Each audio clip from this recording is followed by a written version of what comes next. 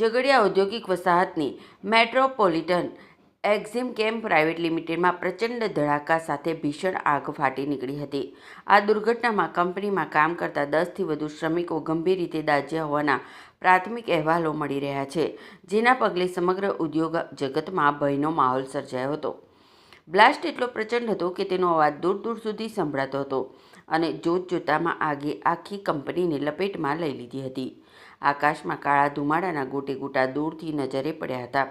ઘટનાની જાણ થતાં ઝઘડિયા, અંકલેશ્વર અને ભરૂચથી ફાયર ટેન્ડરોનો કાફલો તાત્કાલિક ઘટના સ્થળે દોડી ગયો હતો અને આગ પર કાબૂ મેળવવા માટે ફાયર ફાઇટિંગ ફોર્મ અને પાણીનો મારો ચલાવવામાં આવ્યો હતો.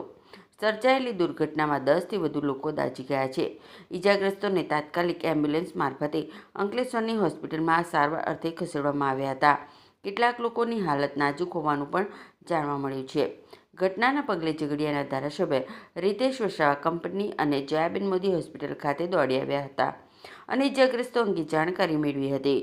કંપનીમાં હજુ પણ અન્ય કોઈ શ્રમિકો ફસાયેલા છે કે કેમ તે અંગે તપાસ કરવામાં આવી રહી છે અને Bharuch deputy director industrial safety and health અને પોલીસ દ્વારા પણ તપાસના ચક્રો ગતિમાન કરવામાં આવ્યા છે. Prakash Chauhan, TPN channel, Jhagadia. GIDC metropolitan company અંદર બ્લાસ્ટ થયો છે.